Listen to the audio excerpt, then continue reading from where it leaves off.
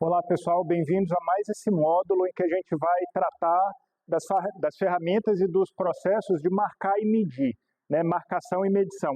Isso é super importante na marcenaria. No início eu acho que eu subestimava a importância desses instrumentos e dessas operações, assim, saber escolher, saber navegar, tratar com carinho e como isso é determinante para a qualidade de tudo que se segue aqui, né? Se a gente marcar mal, se a gente não tiver muita clareza do que esperar de cada peça, a gente pode ser habilidoso e competente, confiante em muitas das outras coisas e o resultado está meio ao acaso, assim.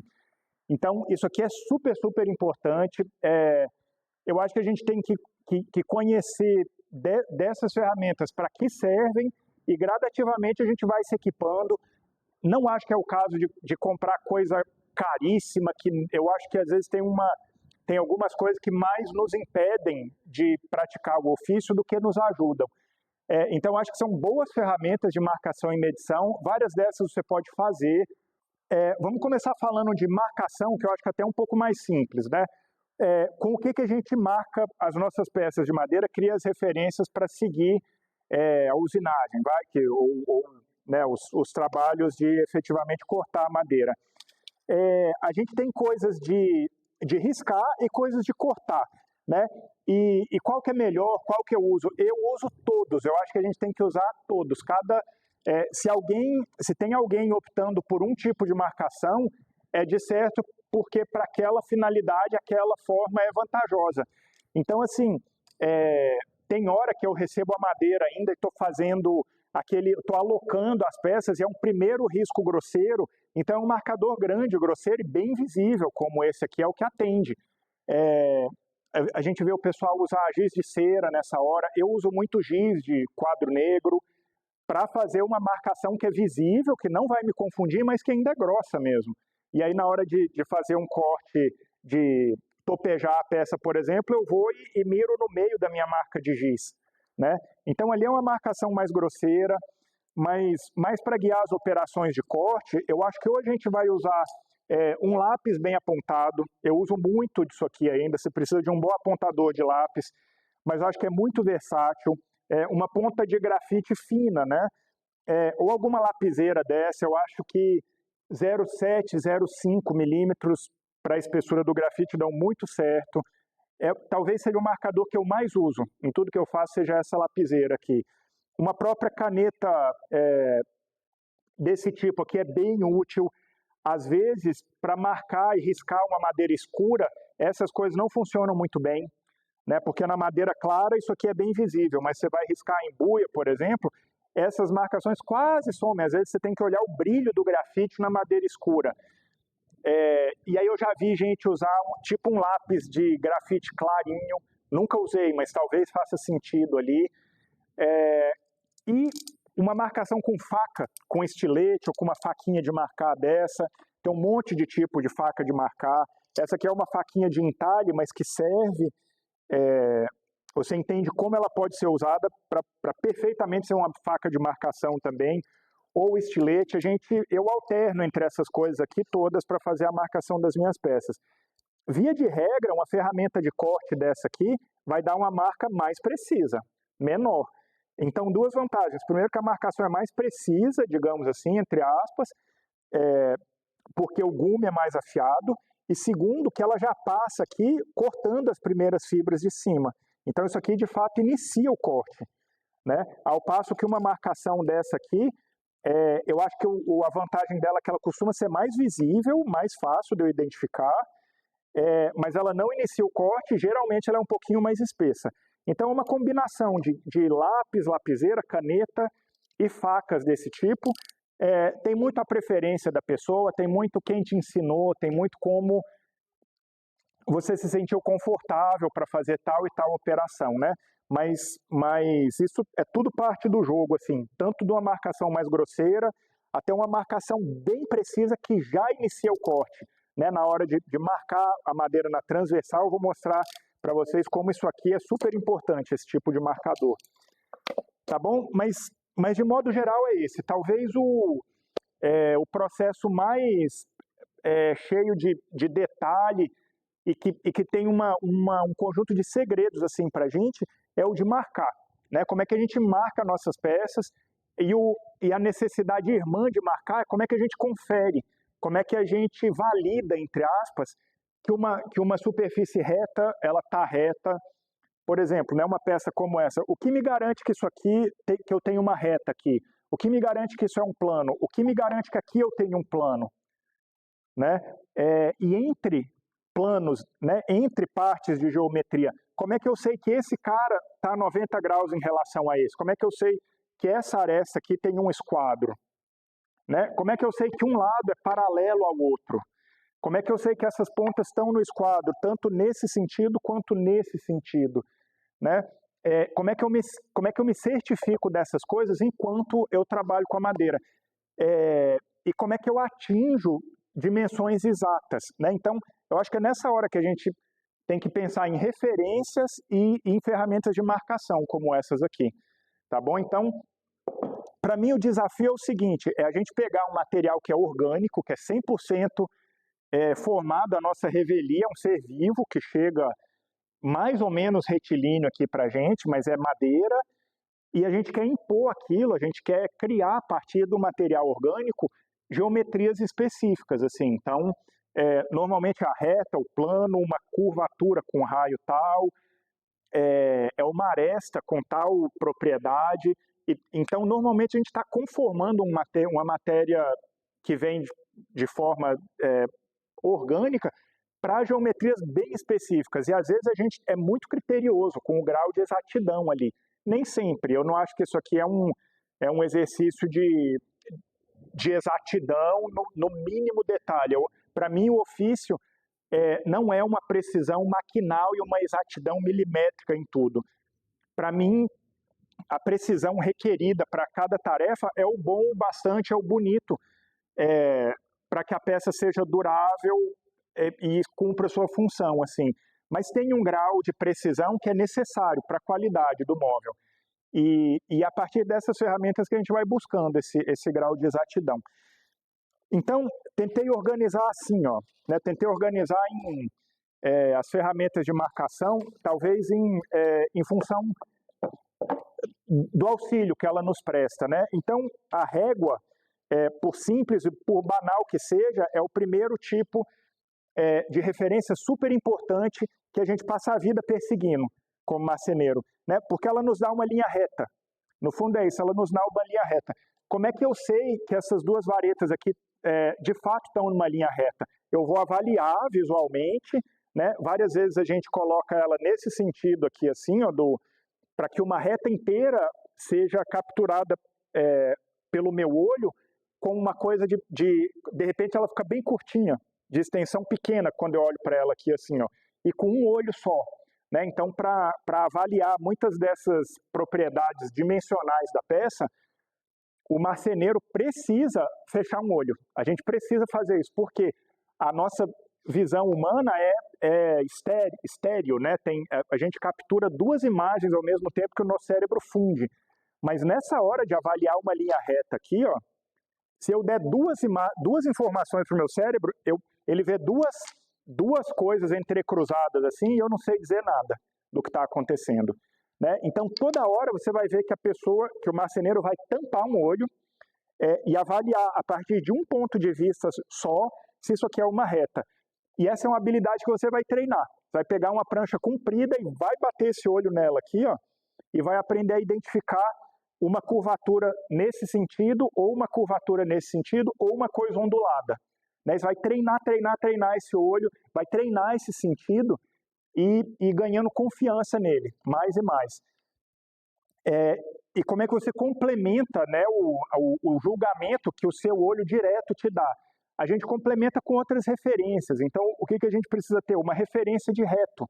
Né? Muita gente compra, às vezes paga caro, eu entendo a importância disso, compra uma barra de ferro retilínea, que foi retificada, foi usinada para estar perfeitamente reta dentro de um grau de tolerância, né, que sempre existe, mas ela é reta o bastante dentro daquele intervalo de confiança lá, para ser a sua referência de reto, de linha reta, para tudo que você faz na oficina. Então você pode pegar uma referência como essa e comparar uma face da sua peça aqui, né? Ou você pode pegar a sua mesma referência e colocar no tampo da mesa, no tampo da sua serra, no tampo da tupia, da desempenadeira, da desengrossadeira, ou do móvel que você está construindo aqui, ó, para ver se isso aqui tiver paralelo à minha referência de reta, na qual eu confio, aí eu vou deduzir que esse cara aqui também está reto. Né? Então a gente precisa de boas referências, no fundo é isso.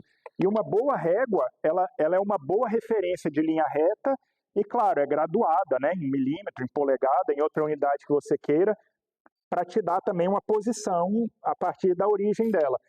Mas as réguas são, para nós, referências de linha reta. Como é que a gente cria excelentes referências de linha reta, mesmo na ausência de uma ferramenta dessa que às vezes é cara? Uma barra de ferro, cara, de menos de 1 metro, retificada, é caro esse negócio. Você pode procurar e é bem valiosa no contexto de uma marcenaria dessa, mas é cara. Como é que você aproxima essa função com o material que a gente já tem? Por exemplo, com 2 varetas de madeira, né? Deixa eu tentar mostrar um pouco aqui, ó, afastar um pouco essas coisas de medir, de marcar ali. Mas olha só, eu pego 2 varetas dessas aqui, tá? Contra um fundo de contraste, assim, fica fácil de ver. Aí eu aproximo uma vareta da outra, né? Se elas casarem uma lateral com a outra, só tenho 2 opções. Ou ambas são retas, e aí eu aproximo uma da outra e dá reto, ou as duas têm a mesma curvatura, assim, ó, pode ser. É improvável, mas coincidentemente as duas podem ter a mesma curvatura e elas vão casar. Ok, mas na hora que eu virar aqui assim, ó, se elas casarem de novo, é porque elas são retas. Né? Porque se elas tinham a mesma curvatura e eu virar, e eu inverter uma, agora vai dar curva para lá e curva para cá. Eu vou ver o dobro do defeito do retilíneo que elas tinham. Então eu pego 2 varetas dessas, testo de um lado e testo do outro, isso aqui está reto. Só tem uma geometria que eu posso inverter o lado, né? Isso se cada vareta tiver os lados paralelos, né? Só se ela for reta, isso aqui vai funcionar. Bateu de um lado, bateu do outro. Né? Então, você vê, é um par de varetas desse aqui que você constrói com a madeira mais estável que você tiver, dimensionalmente estável, uma madeira que tiver essa propriedade, e você tem uma excelente referência. Se você começar a ficar incerto, inseguro quanto a isso aqui, você repete esse teste. Ó. Simples assim. Né? Então, um fundo de contraste assim ajuda. Já é bom. Aqui eu tenho mais dificuldade de ver. Agora, o que é ótimo é o quê? Para comparar duas superfícies como essa. O que é excelente, você vai ver o marceneiro fazer o tempo inteiro, é isso aqui, né? É olhar contra uma fonte de luz. Né? Porque a luz acaba sendo o dedo duro, assim, acaba sendo o elemento que mostra um desvio muito pequeno. Passa um cabelo de luz, você sabe que ali tem uma imperfeição, então. Então, eu junto as duas e olho contra uma fonte de luz. Por isso que é importante você ter pelo menos uma fonte forte de luz natural que venha de fora. Se for uma lâmpada, claro que funciona também, mas normalmente a lâmpada vai iluminar só um trecho disso aqui, assim, ó, e eu tenho que mover a minha peça contra o fundo de uma lâmpada. Já uma janela grande, eu junto um com o outro, bato o olho aqui e rapidinho eu vejo, de fora a fora. Se tiver um fiapo de luz aqui, eu consigo detectar. É muito bom. Então, assim, isso é uma referência nossa de linha reta. A partir dessa referência, a gente vai criar a referência de um plano. Né? O que é um plano? Na verdade, não existe, eu estava lendo outro dia, não tem uma definição para ponto, reta e plano, são entes básicos da geometria, assim, que a gente compreende, mas é mais fácil compreender do que definir, né, de uma forma clara, assim, única. Então, o plano, na verdade, é um conjunto de retas, assim, ó, que são paralelas entre elas. Enfim, acho que se a gente não tiver uma noção clara na cabeça do que é um plano, todo esse trabalho da marcenaria que envolve faces planas, assim, ele está comprometido, né? Porque ele é esse ente da geometria, assim, a partir do qual a gente constrói peças como essa. Claro que nem toda peça tem que ser assim. O que a gente faz na tornearia passa batido de faces planas, tudo que a gente esculpe passa batido, muito do trabalho com a madeira verde das cadeiras passa batido, a gente dá com o machado aqui, tira um trecho grande da peça e eu nunca vou precisar impor uma face plana, muito menos perpendicular à outra. Tem muitas formas de trabalhar, mas nessa marcenaria de plana e esquadro, a gente precisa criar superfícies a partir da linha reta. Então você vê, com uma referência de reta, eu posso medir assim, ó, eu tenho que enxergar uma linha reta aqui, em qualquer ponto da largura eu tenho que enxergar uma linha reta. Então eu vou andando com a minha referência e tentando ver quanta luz escapa aqui por baixo, ó, né? De onde está sendo filmado, eu acho que não é fácil ver, porque a gente tem mais luz vindo de lá. Mas eu estou o tempo inteiro olhando aqui embaixo e procurando um fiapo de luz. Depois, nesse sentido, eu também tenho que ver linhas retas aqui também, ó, ao longo da extensão da peça, né? Então, se ela tiver linhas retas aqui e linhas retas aqui, ela provavelmente é plana.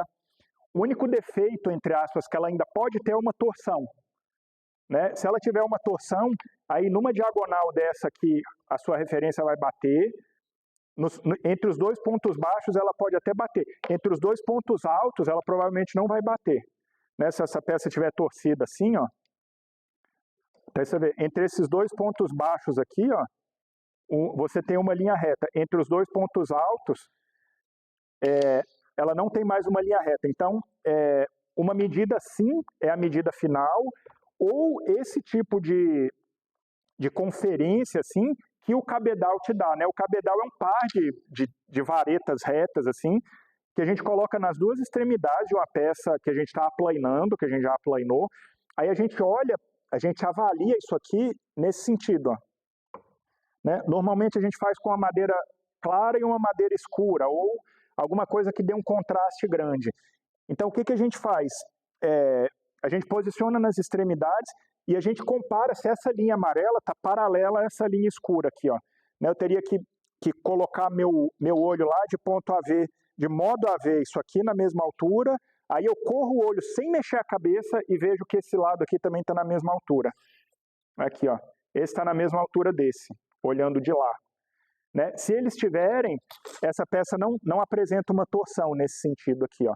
Se ela tiver uma torção, o que o cabedal vai fazer é amplificar a torção, porque ele é bem mais largo, né? Ele tem umas 4 vezes a largura da peça. Então, se tiver, digamos, uma torção de 1 milímetro aqui, se esse lado tiver 1 milímetro mais baixo do que ali, na ponta do cabedal isso vai aparecer 4 milímetros, vai aparecer grande. Ele amplifica e ele exagera o defeito. Então, é muito bom, ele é um detector sensível, assim, para esse problema de empenamento.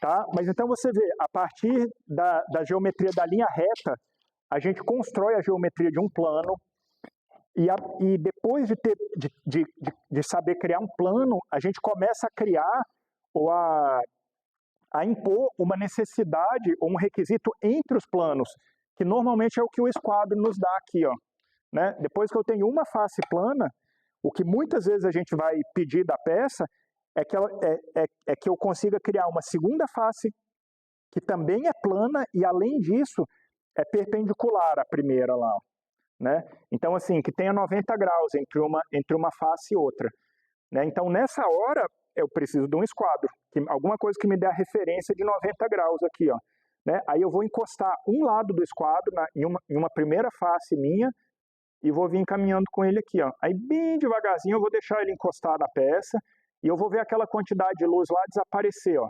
Vai ficando pouco a pouco, aí, tac, até que ela some.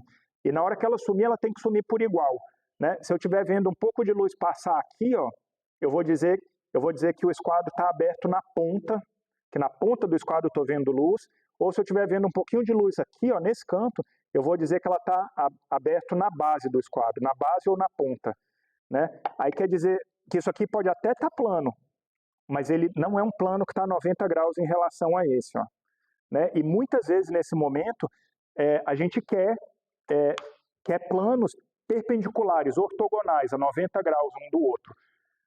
Por quê? Porque muitas das nossas máquinas têm guias, têm superfícies de referências que são ortogonais. E porque o ângulo de 90 graus ele é simétrico, né? Ele divide um semicírculo em dois. Né? Por que não é 91?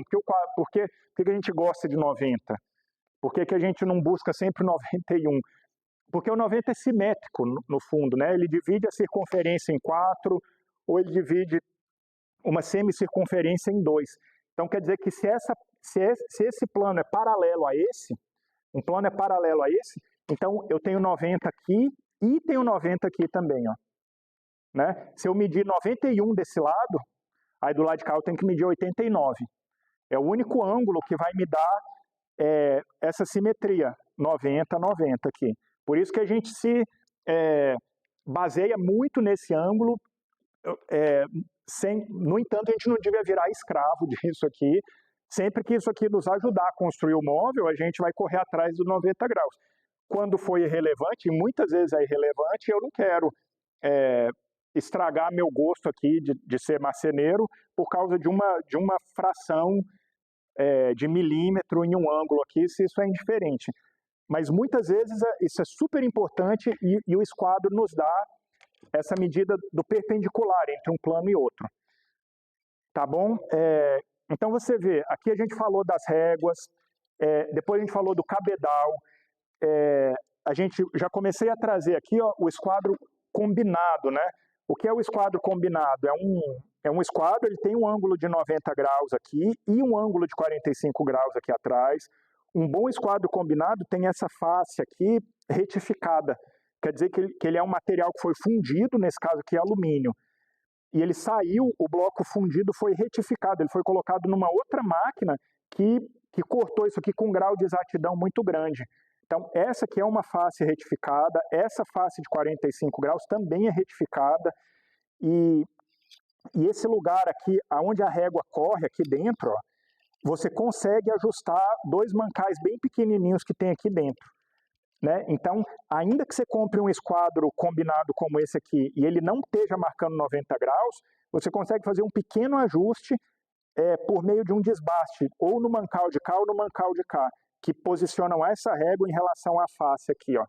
Eu já fiz algumas vezes nesses aqui, e esse é o tipo de esquadro que eu recomendo. Não é muito caro, eu não vejo muito sentido em pagar 500, 600, 700 reais num esquadro, porque é uma ferramenta que está sempre sujeita a levar um tombo e precisar ser reajustada, recalibrada. Né? Não no nosso contexto aqui. Eu acho que uma boa ferramenta que tem essas faces retificadas e um ajuste do esquadro é boa bastante para o nosso trabalho aqui. Como é que a gente confere que um esquadro está marcando 90 graus? Né? A gente recebe ele em casa aqui e a gente supõe que ele está marcando 90 graus, mas como é que a gente confere? Uma forma ótima é essa aqui, ó. A gente pega um lado que esteja reto, isso aqui tem que estar reto, retíssimo. Se você tem uma desempenadeira, é a hora de passar essa face para ele sair uma linha reta. Aí a gente faz um risco aqui, ó, 90 graus, e se esse ângulo aqui for 90 certinho, ó, se esse aqui for um ângulo reto, eu posso virar esse cara e uma marcação vai bater com a outra lá, ó. Né? Ou se eu fizer outra linha aqui, ó, essa linha vai sair paralela. Ó, vai sair também a 90 graus aqui. Então, essa mesma distância que tinha aqui no início, tem que aparecer aqui. Ó. Ou a primeira linha tem que casar com a segunda. Né? Se ele der qualquer coisa diferente de 90, aí esse ângulo aqui não vai ser simétrico. Ó. Então, essa é a forma de conferir e ajustar um esquadro combinado desse, que é super útil. Eu uso o tempo inteiro em dois tamanhos. Assim. Esse aqui eu compraria tranquilo, um tamanho de cada. Só porque o pequeno é prático para coisas um pouco menores. Então, tem um monte de situações assim, ó, que esse aqui é cômodo na mão, mais confortável e repetitivo. Esse cara faria do mesmo jeito, mas ele é mais ajeitado na mão, principalmente se eu estou fazendo coisas pequenas assim, ó, sabe? Então, eu acho que o grande e o pequeno se pagam muito, e um esquadro combinado desse tem um monte de funções para a gente. Que mais? a função do esquadro, ela se complementa com a função da suta, né? O que é a suta? É uma reguinha que ela até pode medir 90 graus aqui, ó. Se eu copiar o ângulo do esquadro aqui, ela vai medir 90. Você tem que se ajeitar aqui um pouquinho com ela. Ó. Aqui ela vai medir 90 certinho. Vai bater aqui na marcação e aqui vai bater também, né? Só que ela tem qualquer outra medida, né? Em francês é um falso esquadro, que o pessoal chama a suta. E ela é super útil para um monte de trabalho quando você usa ângulos diferentes do ângulo reto, do 90 graus, né? Então, eu acho assim, a suta, ela se complementa com um transferidor desse tipo aqui. Então, por exemplo, se eu colocar esse transferidor em 10 graus aqui, ó, normalmente esse transferidor ele escorrega dentro do corpo da suta aqui, ó, e eu medi 10 graus e transferi 10 graus para a suta lá. Então, na hora que eu marco aqui, ó, eu tenho aqui 90 mais 10 de um lado, e quando eu viro aqui, eu tenho 90 menos 10, ó. 10 para lá e 10 para cá. Né? E aqui, ó, aqui teria a marca do esquadro. Então, então a suta é essa ferramenta. Ó. Se eu posicionar a régua no meio do caminho aqui, eu tenho uma forma de medir, outra forma de medir, mais uma e mais uma. Aqui. Então, super útil. Várias vezes o número, tipo 10,3 graus, pouco me importa qual é o número. Eu aponto a suta na direção que eu quero, por exemplo, estou fazendo uma cadeira, pego uma suta maior aqui, ó, né? E eu estudo assim, falo, cara, eu quero que as pernas da cadeira estejam anguladas dessa forma aqui, ó. Perna da frente, perna de trás. Nem sei que ângulo é esse, aqui eu vou colocar um acento. Mas eu achei que ficou legal. Pois eu pego do jeito que está aqui, não preciso nem saber numericamente a quantos graus isso aqui equivale. E eu travo ele no lugar e uso para construir a peça. Do começo até o fim da minha furação, esse aqui é o ângulo que eu quero. Né? Então, assim, na hora de fazer as cadeiras, eu preciso de algumas sutas. Às vezes é uma mais comprida, às vezes é uma mais curta. Essa pequenininha aqui, ó, é uma coisa um pouquinho mais específica, mas é bem útil, porque às vezes ela é menor do que a broca, eu consigo colocar a broca e apoiar aqui para fazer uma furação, ó. Ao passo que uma dessa aqui é muito grandona, ele meio que interfere com a furadeira, eu tenho que afastar a furadeira. Então, assim, as sutas de diferentes tamanhos se combinam com um transferidor para esse trabalho em ângulo. Que mais? Deixa eu ir afastando aqui para a gente poder conversar. O que um esquadro combinado desse aqui nos dá, que é muito útil, é um marcador paralelo, assim. Então, se eu colocar ele aqui em 10 milímetros, ó, o que acontece? Quando eu movo ele ao longo dessa lateral aqui, eu posso vir riscando, aqui vai ser meio difícil de eu fazer, mas eu faço um marcador paralelo nessa distância que eu escolhi. Opa, não quero 10, quero 15, 20 ou 30. Ele é um marcador paralelo aqui, ó. Né? Eu tenho que posicionar o meu lápis juntinho à régua aqui e fazer tudo se mover.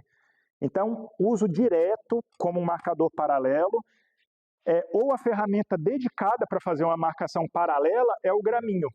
Né? O graminho é esse cara aqui, ó, ele tem uma base que equivale a essa base aqui do esquadro, e ao invés de vir riscando, como eu vim riscando, ele vem cortando. Né? Esse aqui é um graminho de disco ou de roda, assim, que tem um parafuso afiado ali na frente. Então ele marca assim, ó, eu determino uma distância, ó, e já marcou, ele vem cortando. Ó, um graminho desse tipo, ele tanto marca na direção da madeira, né? E essa marcação na direção da madeira, ela tem que ser feita com cuidado, porque muitas vezes se eu apertar muito o graminho contra a madeira nas primeiras marcações, essa faquinha aqui ela pode procurar um veio da madeira aqui, em algumas madeiras mais do que outras, e soltar a base do graminho da lateral da peça aqui, que é o que me interessa. Ó. O graminho só faz uma marca paralela se isso aqui estiver colado. Se a base do graminho estiver colada na lateral da peça. Então, você precisa de uma certa empunhadura aqui, ó, que dá bastante apoio nessa base aqui contra a peça. Aí você faz o movimento. Ó. Né? Se você se afastar, o risco não é mais paralelo. né? Então, normalmente com o graminho, eu aprendi assim, acho que faz sentido. A primeira marcação você faz leve, ó, uma primeira levinha, né? Aí depois a segunda você pode colocar força, a terceira mais força, a quarta mais força. Aqui já tem o início de um corte mesmo. As fibras superiores aqui, ó, já estão todas cortadas, ó. É ótimo, excelente, já tem um início perfeito para um corte de serrote ou de formão aqui, né? Porque ele tem uma faquinha cortante aqui na ponta. Então, esse graminho de disco, ele é muito bom nesse sentido aqui ou nesse sentido da peça. Enfim, tem esse outro tipo de graminho aqui, ó, que ao invés de ter um marcadorzinho de disco, ele é só uma ponta afiada. Até um prego assim que você deixa ele afiadinho, vira um marcador também. Funciona do mesmo jeito, né? Essa aqui é uma ferramenta antiga, coisa mais linda, de jacarandá e um latão incrustado aqui. O legal dele é que ele tem um segundo marcador aqui, ó. Então, por exemplo, para marcar a espiga, eu posso colocar ali, ó, acho que aquilo ali tem uma escalazinha em polegada ali, acho que aquilo ali é meia polegada, 12 milímetros. Então, eu poderia marcar assim, ó, fura a espiga, por exemplo. Ó, com um ajuste só da ferramenta, ó, eu tenho duas linhas, ó, uma próxima e uma afastada lá. Ó. Aqui eu já dei uma vacilada, né? Deixei o graminho se mover em relação à face, ó. Mas aqui tem uma marcação excelente e aqui tem uma marcação dupla, ó. Ficou ruim, né? Ficou super ruim, porque na hora de correr o graminho aqui eu deixei ele escorregar, né? Então, a ferramenta é boa, mas o resultado depende da combinação desse cara com a minha habilidade para conduzi-lo ali. Então, assim, o graminho é um marcador paralelo, a gente usa direto, principalmente para marcar os encaixes, para estabelecer com precisão, assim, aonde vai uma parte do encaixe, onde vai o complemento dele, onde vai a fura e a espiga, macha, fêmea, o rasgo e a alma, né, ou as partes de um malhete e tal. Então, um graminho de disco, um graminho de ponta, é o tipo de ferramenta que é um projeto super legal para você começar na marcenaria. Tem alguns projetos de graminho que te exigem um bocado de aprendizado já para fazer um furo de tal forma a conduzir um bloco aqui com pouca folga. Esse bloco pode ser preso ou com parafuso ou com uma cunha, um barato, um graminho de cunha, que você ajusta ele assim, ó, ajusta com uma mão, batendo um pouquinho para cá e pá, que aperta a cunha. Eu nunca fiz, quero fazer. Que mais?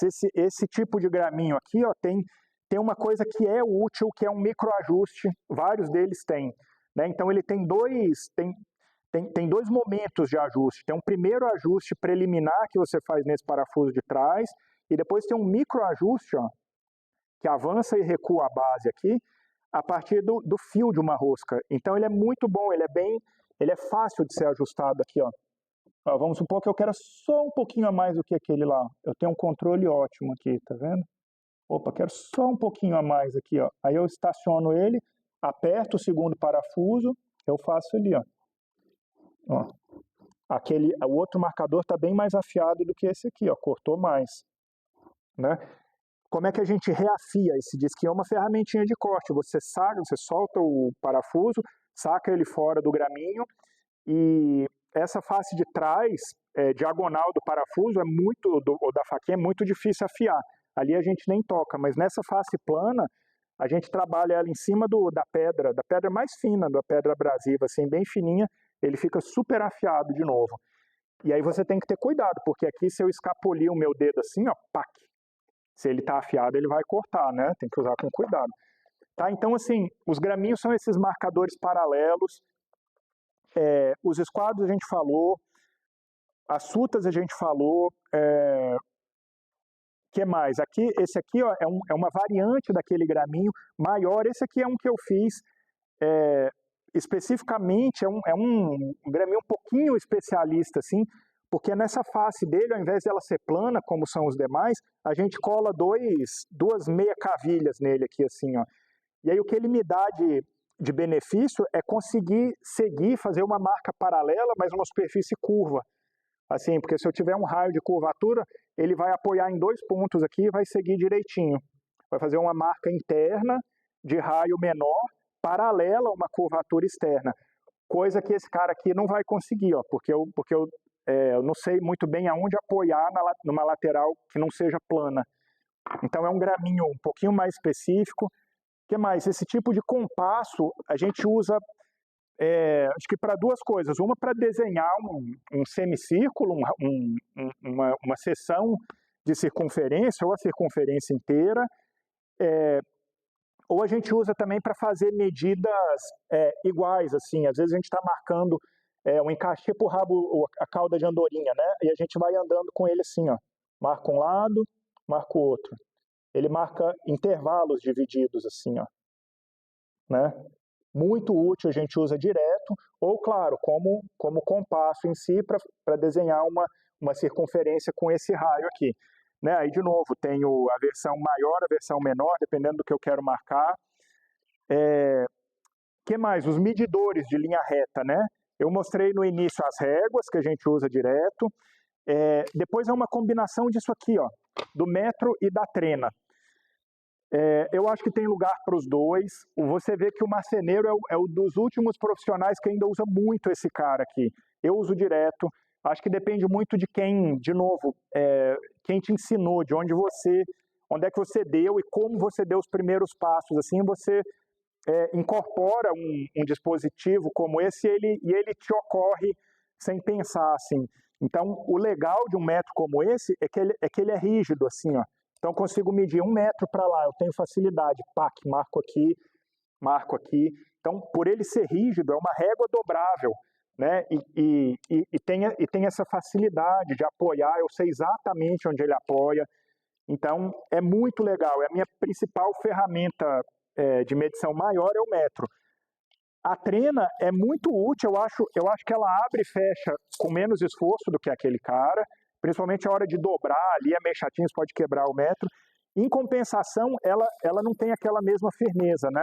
Ela até tem uma firmeza, mas é bem mais precária e ela tem essa garrinha, essa mãozinha que precisa desse jogo para ela somar, para ela fazer uma medida interna ou externa. Né? Fazer uma medida externa, a garrinha tem que caminhar. Para fazer uma medida interna, a garrinha tem que se mover para dentro, para o início da escala. Senão eu sempre vou cometer o erro dessa espessura da garrinha aqui. Então é muito prática, eu uso mais para medida um pouco mais preliminar, assim, eu acho que é legal a trena. Na hora de definir encaixe e uma coisa mais precisa, eu me acostumei a trabalhar com esse aqui. Seja o que for que você usa, você tem que ou usar só um instrumento desse na construção do seu móvel, do seu projeto, ou se você for usar dois, se você for combinar 1 metro com outro metro, uma trena com outra trena, uma trena digital com uma trena física dessa aqui, você precisa se certificar que as medidas são comparáveis. Você tem que comparar régua com régua, assim, ó. Você tem que colocar um do lado do outro e você tem que ser muito cuidadoso para ver, assim, ao longo de 1 metro, quanto erro existe entre esses dois instrumentos de marcação. Ao longo de 2 metros, quanto erro existe. Né? Se são ferramentas de uma qualidade decente ou passável, isso vai estar bem próximo. Mas o mais comum é que não vai ser igual. Elas não vão ser iguais. Nem duas trenas iguais assim, eu usaria para fazer uma medida detalhada, precisa, se eu não tiver feito a minha conferência antes, recentemente. Não faria mesmo. Então, o mais comum é você pegar 1 metro como esse aqui, ó, e usar o mesmo instrumento do início ao fim do seu projeto. A gente tem que ficar muito ligado com usar uma trena digital na casa do cliente, depois chegar aqui e construir com as réguas que você tem. Né? Principalmente para comprimento curto, assim, a trena digital ela erra, pelo menos as que eu já vi. Para comprimento grande, elas normalmente são para 20, 30, 40 metros. Quando você quer medir 20 centímetros, eu ficaria com a pulga bem atrás da orelha. Talvez você tenha uma muito boa que funcione, mas não é comparável, né? Não necessariamente essas escalas aqui são intercambiáveis assim entre elas, tá bom? Então assim, metro, trena, outros tipos de esquadro que a gente também se vale para complementar. Às vezes tanto tem lugar para o pequeno quanto a gente tem lugar para o grande. Isso aqui é um tipo de esquadro de luz ou esquadro de maquinista que o pessoal chama, ou um esquadro de fabricação mecânica, na verdade. O que ele é? Ele é um esquadro fixo, não tem esse ajuste do esquadro combinado. só que ele é usinado a uma tolerância muito menor, né? Ele é uma ferramenta mais confiável, essas medidas dele são mais perfeitas, é caro, normalmente o pessoal usa em processo de fabricação mecânica.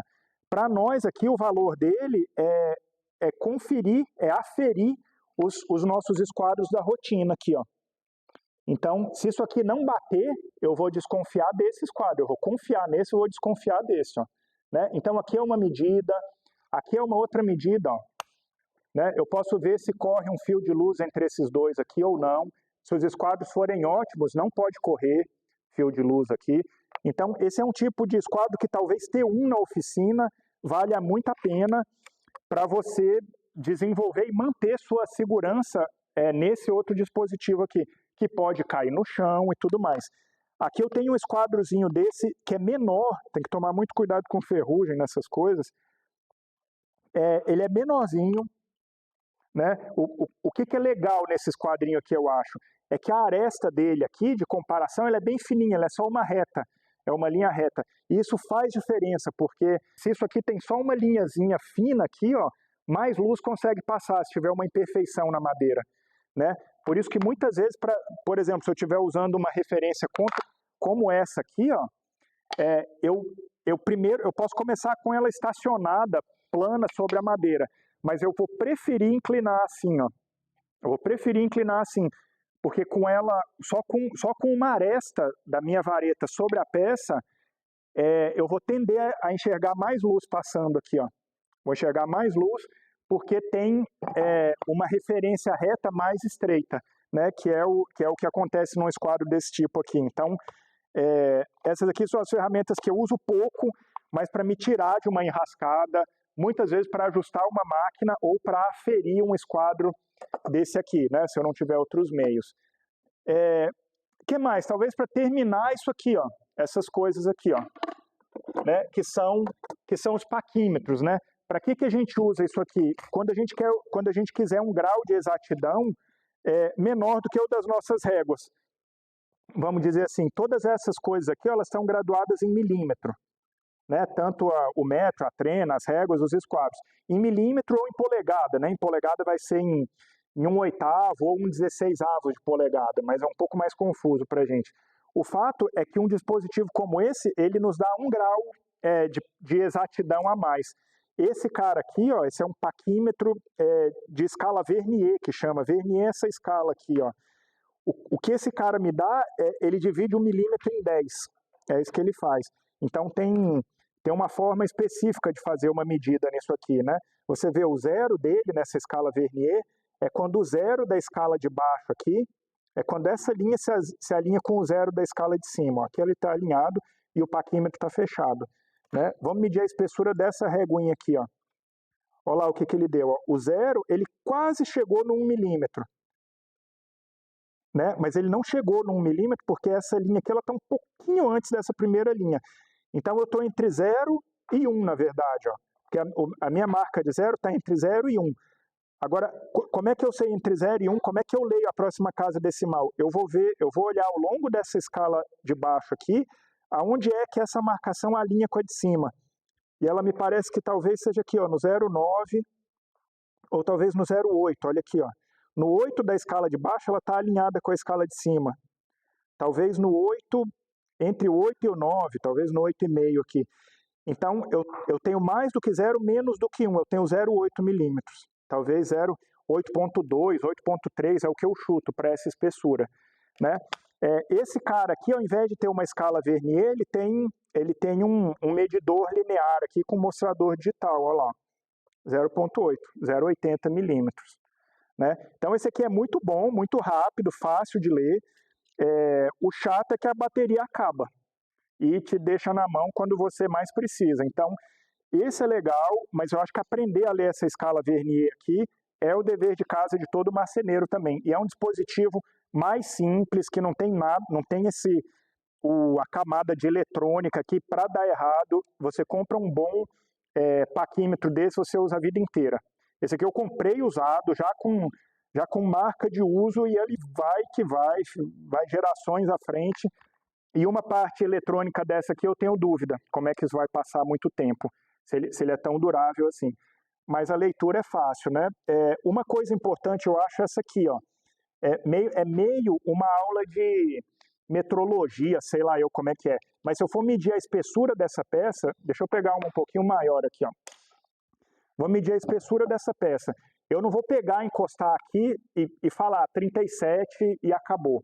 Eu não vou fazer isso. Eu vou fazer algumas medidas, né? Eu vou no mínimo medir ela nessa ponta aqui e você observa como eu aperto aqui. Eu aperto essas duas garras do paquímetro numa seção central dela aqui, ó, para que tenha bastante área de contato dos dois lados da garra nessa lateral aqui, né? O que é diferente de eu encostar só aquela pontinha ali, ó. Né? Por que é diferente? Primeiro que aqui, ó, eu não tenho muita certeza se eu orientei a ferramenta direito. Segundo que aqui é uma ponta de referência muito pequena, pode pegar um pequeno defeito da madeira, pode ser que eu comprima a madeira. Então essa aqui é uma base muito pequena para medir se eu tenho uma referência maior ao meu dispor aqui. Então eu vou estacionar ele aqui no meio e vou medir, ó, 37 e 25. Agora eu vou fazer a mesma medida no meio aqui, ó, 37 e 13, ó lá. Agora a mesma medida aqui, ó, 37 e 9. Agora eu vou voltar. 37 e 11, vou voltar. 37 e 26. Tá, né? Então o que eu vejo aqui? Que essa peça tem 37,2, mais ou menos uma faixazinha, uma variação, né? E é importante a gente tirar várias medidas, e aí você mentalmente faz mais ou menos uma média dessas várias medidas. Então, se eu tiver que ter certeza sobre uma dimensão, eu não vou encostar esse cara e sair com aquele número, né? Eu vou tirar algumas medidas para contemplar um erro de medição, né? Porque se a gente está falando de coisas muito pequenas, a gente está chegando no limite da precisão do instrumento e o nosso corpo introduz um erro. A cada vez que eu aperto isso aqui, eu estou introduzindo uma chance da minha pegada e da minha firmeza aqui inserir um problema na medida, né? Então a gente faz várias medidas se a coisa é muito pequena. E o último paquímetro que eu vi recentemente é um desse de relógio, assim. É muito legal, eu adorei.